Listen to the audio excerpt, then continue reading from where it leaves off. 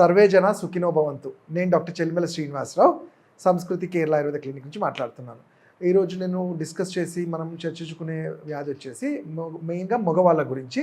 అదే male sexual dysfunction అంటాం, erectile డిస్ఫంక్షన్గా కూడా దీన్ని కన్సిడర్ చేస్తాం. ఎందుకు ఈ దాని గురించి చెప్పాలంటే, మనం చూస్తూ ఉంటే ఈ సెక్షువల్ డిస్ఫంక్షన్ అనే దానికి చాలామంది మగవాళ్ళు టీనేజ్ నుంచి చాలా ఏజ్డ్ వాళ్ళల్లో కూడా చాలా సిగ్గుపడ్డము, మొహమాట పడ్డం వల్ల ఎవరితో డిస్కస్ చేయలేము. ఈవెన్ డాక్టర్స్తో కూడా అమ్మో ఇది చెప్తే ఏమనుకుంటారో, అది చెప్పాలో వద్దనే కన్ఫ్యూజన్లో ఉండి అది చాలా ముదిరే వరకు అసలు ప్రాబ్లం ఏం లేకపోయినా దాన్ని కాంప్లికేట్ చేసుకునే వాళ్ళు కూడా చాలామంది చూస్తుంటాం. కాబట్టి ఈ రోజుకు దాని గురించి మాట్లాడదాము. మీరు చూస్తుంటే ఇది నేను ఇంతకుముందు చెప్పినట్టు మేల్ సెక్షువల్ డిస్ఫంక్షన్ అంటే మగవాడు సెక్షువల్లీ యాక్టివ్గా లేకపోవటము, లేదంటే తన పార్ట్నర్ని సాటిస్ఫై చేయలేకపోవటము, ఇంకొన్నిసార్లు ఇన్ఫర్టిలిటీగా, అంటే ఇన్ఫర్టిలిటీ కూడా దీంట్లో ఎందుకు చెప్తున్నామంటే మగవాడు వీర్యం అనేది ఇట్ ఇండికేట్స్ మన బాడీలో ఒక వీరుడు అంటేనే మనం అంటాము అన్ని విధాలుగా స్ట్రాంగ్గా ఉన్నాడు అని. సో అలాంటి వాటిలో ప్రోజని కన్సీవ్ అవ్వడానికి కాలేకపోవడానికి కారణాలలో కూడా ఈ ఎరెక్టైల్ డిస్ఫంక్షన్ అనేది ఒకటి ఉంటుంది. అలా కాకుండా వీర్య కణాల్లో దోషాలు ఉండడం, అవి ఇన్ఫర్టిలిటీ వేరే టాపిక్ వచ్చినప్పుడు మనం డిస్కస్ చేద్దాం. ఈరోజు మనం డిస్కస్ చేసేది ఎరెక్టైల్ డిస్ఫంక్షన్. అంటే మగవాళ్ళలో ఎరెక్షన్ ప్రాపర్గా జరగకపోవటము, జరిగిన తొందరగా ఎజాక్యులేట్ అవడము, దాన్నే వైద్య పరిభాషలో ప్రీమెచ్యూర్ ఎజాక్యులేషన్ అంటాం. శీఘ్రస్ఖలనం అనేది సాంస్క్రిట్ వర్డ్గా చూస్తుంటాం. చాలామంది ఇది ఇంతకుముందు నేను చెప్పినట్టు 2 రకాల పేషెంట్స్ ఉంటారు. నిజంగానే వాళ్ళకి ప్రాబ్లం ఉన్నా ఇది ఏదో డిఫిషియన్సీ ఉంది, మేము ఆ మెడిసిన్స్ వాడతాము, ఇవి వాడతాము, ఫుడ్ తింటే తగ్గిపోతారనేసి అలా వాడేవాళ్ళు ఉంటారు. కొంతమంది అతిగా భయపడేవాళ్ళు. అమ్మో ఇది అంటే ఎందుకు చెప్తున్నానంటే, ఇది టీనేజ్ వాళ్ళు, మ్యారేజ్కి ముందు వాళ్ళు కూడా మా దగ్గరకు వచ్చి డాక్టర్ గారు మాకు ఎరెక్షన్ సరిగ్గా అవ్వట్లేదు, మేము అనుకుంటున్నాము, మ్యారేజ్కి పనికి వస్తామా లేదా అనే క్వశ్చన్స్ కూడా అడుగుతుంటారు.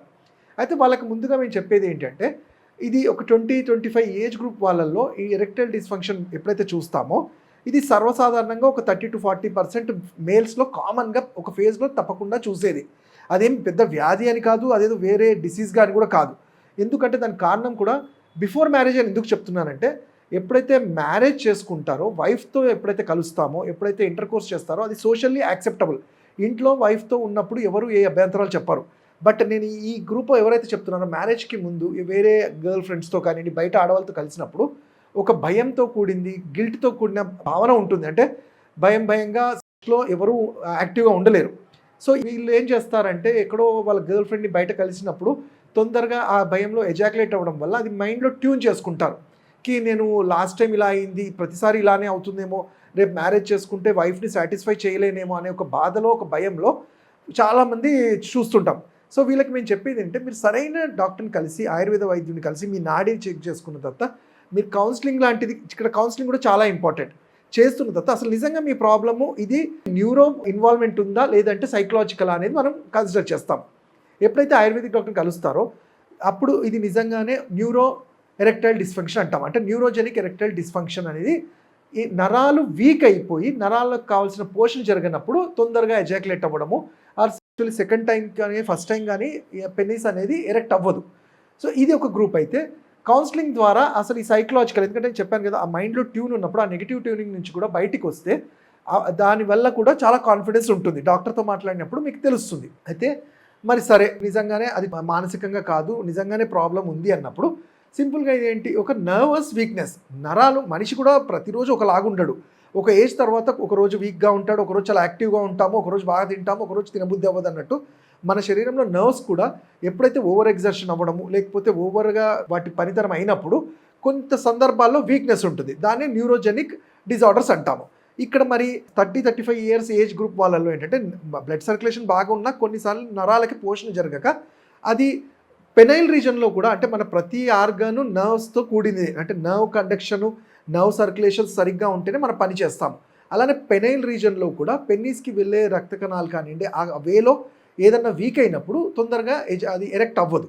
దానికి ఆయుర్వేదంలో చాలా చక్కగా రసాయన వాజీకరణ ద్రవ్యాలు, సింపుల్గా సైడ్ ఎఫెక్ట్స్ లేని ఔషధాలు, ప్రాపర్ టైం, అంటే ఎట్ ద సేమ్ టైం ఇది మనం ఇచ్చినంత రోజే ఏదో ఇమీడియట్గా ఎఫెక్ట్ చేసేవి ఉండవు. ఎందుకంటే ఆయుర్వేదం ఎప్పుడైనా ఏం బిలీవ్ చేస్తుంది, మూల కారణాన్ని కనుక్కొని రసరక్త మాంసం మీద అస్థి మజ్జ శుక్రము సప్త ధాతువులని మనము పోషణ చేయగలిగితే ఏ వ్యాధి అయినా కంట్రోల్కి అవుతుంది. సో దానికి ఇవ్వాల్సిన టైం ఇస్తూ మానసికంగా కొంచెం కంట్రోల్డ్గా ఉండి మంచి పోషకాహారాలు తీసుకుంటే న్యూరోజెనిక్ని కూడా, అది ఎంత న్యూరోజెనిక్ అయినా కానీ మళ్ళీ కంట్రోల్ అవుతుంది. బట్ ఇంకొన్ని సందర్భాల్లో ఏంటంటే ఎప్పుడన్నా నడుముకి దెబ్బ తగిలిన వాళ్ళల్లో కానివ్వండి, యాక్సిడెంట్స్లో కానివ్వండి, తగలడం వల్ల కానీ, లేకపోతే వెన్నుపూస అరిగిపోవటం వల్ల కూడా వీళ్ళకి కూడా టెంపరరీ సెక్షువల్ డిస్ఫంక్షన్ చూస్తుంటాం. అలానే ఇంకా మేజర్గా ఏజ్డ్ వాళ్ళల్లో చూసేది ఏంటంటే డయాబెటీస్. షుగర్ అనేది మనము ఈ ఇన్సులిన్ అనేది మన రక్త కణంలో నుంచి నర్వ్స్కి ఆర్ మన బాడీకి ఎనర్జీని ప్రొడ్యూస్ చేయలేనప్పుడు న్యూరోపతి అనేది తెలుస్తుంది మనకి. అంటే నరాల్లో ఆ పోషణ ఆక్సిజనేషన్ తగ్గిపోతూ ఉంటుంది. అలానే పెనైల్ రీజన్లో, పెల్విక్ రీజన్లో ఉండే కండరాలు కూడా వీక్ అవుతుంటాయి. సో వీళ్ళలో ఏంటంటే డయాబెటీస్ని కంట్రోల్ చేస్తూనే ఈ న్యూరోపతిలో వచ్చే కాంప్లికేషన్స్, న్యూరోపతి రాకుండా కూడా ఆయుర్వేదంలో రసాయన చికిత్స చాలా బాగా చెప్పబడినాయి. దానికి సింపుల్గా మనకి ఈజీగా దొరికేది, మనకి సైడ్ ఎఫెక్ట్ లేనివి ఔషధాలు అశ్వగంధ, కపికచి, విదారి గంధ, శతావరి, ఇవి మనకి తెలుసు. అయితే వీటిని కూడా ఈ మధ్య ఏంటంటే ఇష్టం వచ్చినట్టు మార్కెట్లో దొరుకుతున్నాయి, మేము తీసేసుకుంటున్నాం అన్నారు. అలా కాకుండా మీ తత్వాన్ని, వాత పైత్య కఫాలు, మీ ఏజ్ గ్రూపు, మీరు మీ కండిషన్ని ఇవన్నీ చూసి ఏది ఎంత మోతాదులో ఇవ్వాలనేవి, మెడిసిన్ అవైనా కానీ ఇచ్చే పద్ధతి, ఇచ్చే అనుపానం డిఫరెంట్ ఉండి ఎంతవరకు ఇవ్వాలి ఏంటి అనేది మేము డిసైడ్ చేస్తాం. అలానే పోషకాహారాల ఫుడ్ తీసుకోమంటాము. బాడీకి ఆక్సిజనేట్ చేసేవి లైక్ గుమ్మడి గింజలని కానివ్వండి, మునగాకు కానివ్వండి, ఆవు నెయ్యి, షుగర్ కంప్లైంట్ అట్లా లేని వాళ్ళు సున్నుండలు మంచిగా, అలానే పాలు, నాన్ వెజ్ ఐటమ్ తీసుకునే వాళ్ళు బోన్ సూప్ ఇలాంటివి తీసుకోవడం వల్ల వీర్య కణాలు అనేవి మంచిగా యాక్టివేట్గా ఉంటాయి. అలానే ఇంతకుముందు నేను చెప్పినట్టు ఒకవేళ వెన్నుపూసలో ఏదైనా ఇబ్బందులు ఉన్నప్పుడు దానికి కూడా ఆయుర్వేదంలో పంచకర్మ పూర్వకర్మస్ ద్వారా సరి చేసుకొని వాళ్ళకి ఈ ఔషధాలు ఇవ్వడం వల్ల సెక్షువల్ డిస్ఫంక్షన్ కూడా కంట్రోల్ అవుతుంది. అలానే ఇంకోటి ఏంటి, బ్యాడ్ హ్యాబిట్స్ ఎవరికన్నా ఉన్నప్పుడు అంటే స్మోకింగ్ కానీ, ఆల్కహాల్ కానీ ఇలాంటివి శరీరం మీద బ్యాడ్ ఎఫెక్ట్స్ చూపెడతాయి కాబట్టి అలాంటివి అవాయిడ్ చేస్తూ మంచిగా రోజు ఎక్సర్సైజెస్ చేయగలిగితే, వాకింగ్ లాంటిది, ప్రాణాయామ ఇలాంటివి చేసుకుంటూ మేము చెప్పిన రసాయన వాజీకరణ మా క్లినిక్స్లో మేము సపరేట్గా ఇలాంటివి, సరే మీరు అనొచ్చు మందులతో తగ్గట్లేదు, మానసికంగా కూడా కంట్రోల్ అవ్వట్లేదు అన్నప్పుడు దానికి తగ్గ చికిత్సలు లైక్ క్షీరవస్తి అంటాం. అంటే పాలల్లో ఈ మెడిసిన్స్ని మిక్స్ చేసి మనము వస్తీక్రమ అంటాం. త్రూ యానస్ ద్వారా కానీ లేకపోతే కషాయ ద్వారా ఇవ్వటం వల్ల ప్రతి కణం అనేది నార్మల్ అవ్వటము, దానికి కావాల్సిన పోషణ అది చేసుకుంటూ ఉంటుంది. ఇవే కాకుండా ఇతరత్ర జబ్బులు ఏమన్నా ఉంటే వాటికి కూడా మనం చెక్ పెడితే మన ఈ మెయిన్ ఈ ఎరెక్టైల్ డిస్ఫంక్షన్ ఏదైతే ఉందో అది కరెక్ట్ చేసిన వాళ్ళం అవుతాం. వీటి వల్ల మ్యారేజ్ వాళ్ళు కొంతమంది అడగొచ్చు, మరి డాక్టర్ గారు మేము టెస్టోస్టిరోన్ మిగతా టెస్ట్లు అన్నీ చేసాము, అన్నీ నార్మలే ఉన్నాయి అంటారు. సో అదే అన్నాను, ఈ న్యూరోజెనిక్ డిస్ఫంక్షన్ అనేది ఒక్కొక్కసారి టెస్టోస్టిరోన్ ఇవన్నీ నార్మల్ ఉన్నా కానీ ఎందుకు ఇబ్బంది పెడుతుందంటే అవి ఫిజియోలాజికల్ ప్రాబ్లం. అవి టెస్ట్లలో మనకు తెలియదు. పేషెంట్ సైకలాజికల్ అండ్ తన అనటామికల్ కండిషన్, తను ఉన్న పొజిషన్ని బట్టి మనం అది డయాగ్నోస్ చేస్తాము.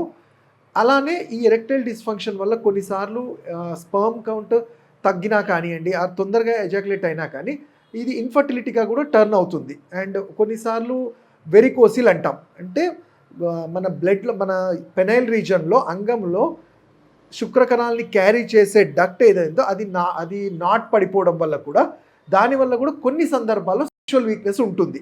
సో ఇవన్నీ మనం తెలుసుకొని ప్రాపర్ ట్రీట్మెంట్ ఇవ్వగలిగితే సెక్షువల్ ఎరెక్టైల్ డిస్ఫంక్షన్కి అసలు భయపడాల్సిన అవసరం లేకుండా, నార్మల్ కంగారు పడకుండా దీనికి ట్రీట్మెంట్ జరగవచ్చు. ఇంకా వీటి గురించి మీరు తెలుసుకోవాలి అంటే నన్ను పర్సనల్గా మా క్లినిక్స్లో కానీ నన్ను ఆన్లైన్ కన్సల్టేషన్ కానీ చేయొచ్చు. నా నంబర్ 7658909501.